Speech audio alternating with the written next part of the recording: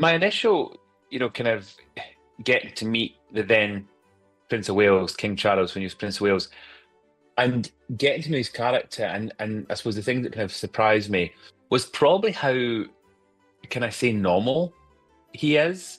From the outside, you watch them and you see them, and you read stuff and you hear stuff, and we all make up our minds of what those characters, what those people are like. And there's always that danger. Do not always say don't meet your idols because it's not what you imagine.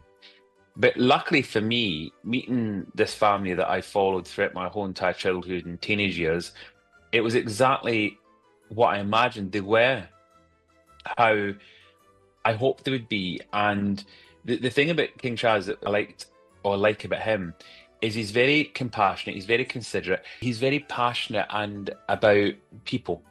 He likes everyone to be happy. He likes, a kind of happy household, happy home, happy household. He likes that. And that was something I thought was quite amazing that he's also very kind of hands-on with things. All these things surprised me because I didn't even think I'd have conversations with him. I assumed that, I knew I'd speak to him, but I kind of thought because it's their household and all the people involved, it wouldn't be that close a job. And it was very close. I mean, it was as close as a butler an employee can get, So it was all nice surprises for me, and it did make me kind of think, wow, this is probably one of the best jobs. So the king was a fantastic father. So a lot of people assume that he wasn't hands-on or he wasn't around, like their mother was, but he was. I mean, yes, his duties were very different to, especially after the divorce, to what Princess Diana was doing. But equally, they both made time for the boys. They both were hands-on. They both, in their own ways, they did things. Okay, Diana might have taken them to a water park, for example, where the king would take them up to Balmoral to go out and do a bit of shooting or fishing or, the kind of tradition, which they love. They love all that as well. So they got to have one side where they were out having fun at a water park, and the next minute doing something in the Balmoral estate, which they love. So both parents brought something very different to the table, but the boys liked that. I think their characters have been shaped by both parents and grandparents, because I was talking about Harry the other day, and someone said he comes across as being quite stubborn, and I said, well, you could say that's from his grandfather, Prince Philip. You could say because his grandfather was quite stubborn. His mother stood her ground. You could argue that side as well. But this is what's great about them. They've all got William's got a bit of a shyness and a bit of a quietness, which comes from his mother and to a degree from his father. He's very intelligent, which again is his father, and he's the Queen, his grandmother. So, they all played big parts in his life, or their lives. But when I was there, I did witness a father who was hands-on. He was very funny with them. He was very sweet with them. He definitely tried to fill a gap.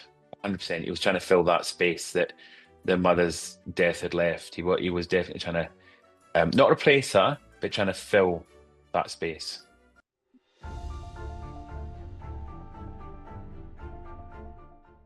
His memories and mine are very different. You think we're in two different houses. Because I talk about this happy family and, gone with his stepmother and everything, he's saying he didn't. I never witnessed that. But here's the other thing. I saw some magazine cuttings the other day, yesterday actually, from the King's wedding. And when you look at these pictures of Harry around his stepmother, both leaving Windsor and chasing after the cars, that's not somebody that's unhappy. If he was really that unhappy, I know people wouldn't even go to weddings or wouldn't even get involved with them because they're unhappy. So, and I was there the night before, Harry, the night before there was a dinner for William, Harry, and the King, and I was there as I talk about in the book. And it was a lovely occasion. It was a lovely evening. There was no issues at all.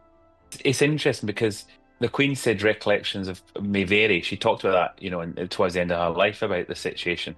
And it's true. My memories and Harry's are obviously very different. And it's up to people to read my book and make their own minds up about it. But I think that what they'll agree is if they read what I've put, look at clippings or any TV footage from back in the day, they can then make their minds up. And I think it'll be quite obvious that something, as I keep saying, doesn't add up. But all I know is there was no evidence of him being unhappy at all or suffering from any kind of mental health. at all.